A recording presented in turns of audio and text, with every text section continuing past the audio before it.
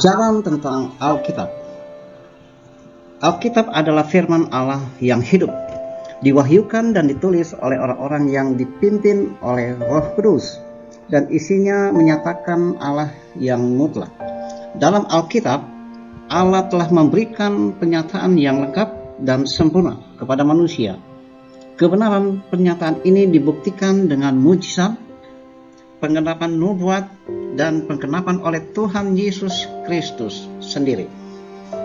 Alkitab tetap untuk selamanya, yang keluar dari mulut Allah dan yang tidak akan kembali dengan sia-sia. Yesaya 55 ayat 11, Yesaya 34 ayat 16, Matius 24 ayat 35, 2 Timotius 3 ayat 16.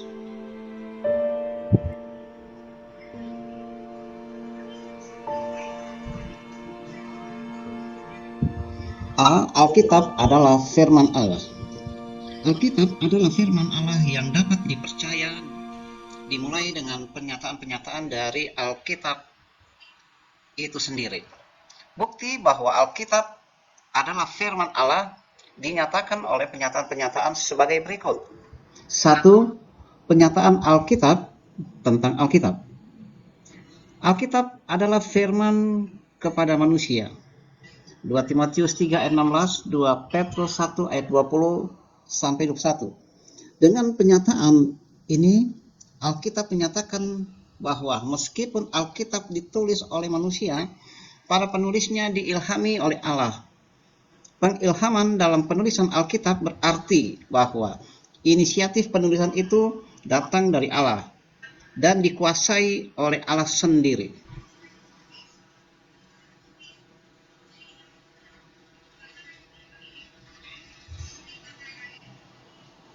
Dengan caranya yang supranatural, Roh Kudus memimpin Musa, Yesaya, Matius, Paulus, dan para penulis Alkitab lainnya menulis pesan Allah kepada manusia.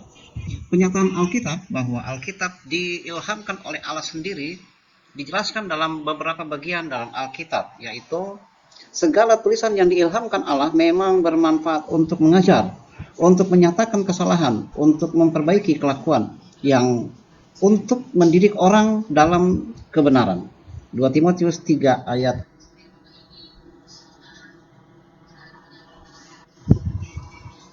Kata yang diterjemahkan dengan diilhamkan Allah berarti adalah difirmankan oleh Allah.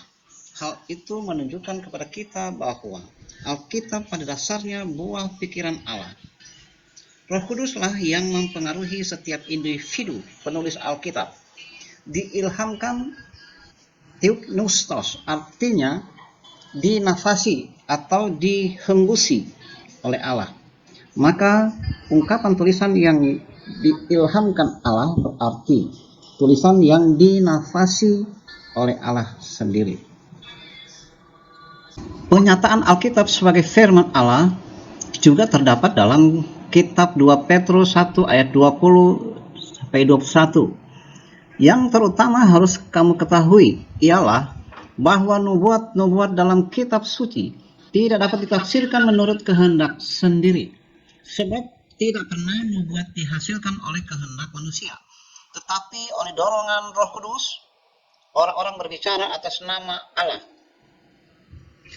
Dinyatakan bahwa nubuat-nubuat dalam Alkitab tidak berasal dari kehendak para penulis, tetapi para penulis menyampaikan pesan sesuai pernyataan Roh kepada mereka. Meskipun demikian, tidak berarti gaya dan cara penulisan para penulis diabaikan, namun tetap pernyataan Allah terus dalam pimpinan atau dalam kontrol Roh Kudus, sehingga pernyataan Allah dapat sampai kepada manusia dalam kondisi yang tidak ditambah atau dikurangi. Pernyataan Alkitab bahwa ia diilhamkan oleh Allah menunjukkan bahwa Alkitab adalah buku Allah. Paulus memberitahukan bahwa hal-hal rohani yang ditafsirkan adalah perkataan yang bukan diajarkan kepada kami oleh hikmat manusia, tetapi oleh Roh Kudus. 1 Korintus pasal 2 ayat 13. Alkitab dinyatakan bahwa firman Allah berkuasa, hidup, dan kekal. Ibrani pasal 4 ayat 12, 1 Petrus 1 ayat 23 sampai 25, 1 Yohanes 1 ayat 1 sampai 3. Baik perjanjian lama maupun perjanjian baru adalah firman Allah yang disampaikan kepada semua orang tanpa terkecuali. 2. Penyataan Kristus tentang Alkitab. Sepanjang kehidupan Yesus di dunia, Yesus Kristus selalu meneguhkan apa yang dikatakan Alkitab, baik melalui kata-kata tentang Alkitab maupun dalam caranya mengutip ayat-ayat Alkitab. Yesus Kristus telah menunjukkan bahwa Alkitab adalah firman Allah. A. Yesus meneguhkan keberadaan Alkitab dengan menyebutnya. 1. Alkitab adalah firman Allah, Yohanes 10 ayat 35. 2. Alkitab adalah kitab suci, Lukas 4 ayat 20 sampai 21, Yohanes 5 ayat 39, Yohanes 10 ayat 35. 3. Alkitab adalah perintah Allah, Markus 7 ayat 8. B. Yesus menunjuk tokoh-tokoh dan peristiwa-peristiwa dalam perjanjian lama sebagai bukti sejarah. 1. Adam dan Hawa, Matius 9 ayat 4 sampai 5. 2. Nuh dan air bah, Matius 24 ayat 37 sampai 39. 3. Lot, istri dan Sodom, Lukas 17 ayat 26 sampai 32. C. Yesus menyatakan bahwa perkataannya adalah firman Tuhan, Yohanes 12 ayat 40 sampai 50. D. Yesus menggunakan ayat-ayat Alkitab untuk membungkam para pengkritik. 1 Yohanes 10 ayat 34 sebagai kutipan dari Mazmur 82 ayat 6. 2. Matius 22 ayat 23 sebagai kutipan dari Keluaran 3 ayat 6 dan ayat 15. 3. Yesus menggunakan otoritas Alkitab untuk menghalau semu daya iblis, Matius 4 ayat 1 sampai 11. Dengan mengutip Alkitab, Yesus telah membuktikan bahwa ia menerima Alkitab sebagai kebenaran. Sepanjang kehidupannya di dalam dunia ini, Yesus telah meneguhkan Alkitab.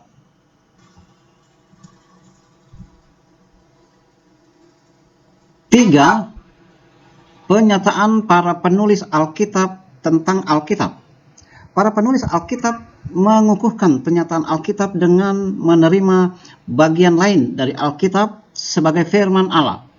Mereka juga menguatkan pernyataan itu dengan memandang diri mereka sebagai bagian dari rencana Allah dalam rangka membuat manusia mengenal Allah. A. Ketika Daniel membaca nubuat Nabi Yeremia bahwa penindasan Babilonia atas Yerusalem akan berlaku selama 70 tahun, ia menerima itu sebagai suatu kebenaran dan mulai berdoa, memohon kepada Tuhan. Itu terdapat dalam Daniel 9 ayat 15 sampai 16. B. Petrus menerima nubuat-nubuat dalam Alkitab sebagai dorongan Roh Kudus atas orang-orang yang berbicara atas nama Allah. 2 Petrus 1 ayat 21. C. Petrus juga mengakui tulisan-tulisan Paulus sebagai karunia hikmat yang berasal dari Tuhan. 2 Petrus 3 ayat 15 sampai 16. Yohanes mengatakan bahwa tulisan-tulisan para rasul seperti yang tulisannya sendiri berasal dari Allah dan berkuasa. 1 Yohanes 4 ayat 6.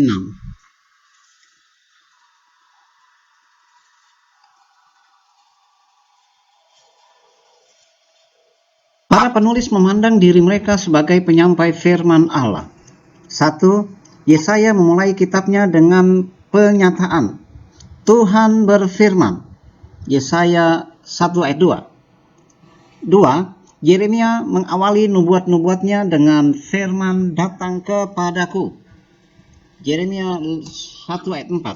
3. Yehezkiel pergi kepada bangsanya dan berkata kepada mereka, beginilah firman Tuhan, Yehezkiel 3 ayat 11.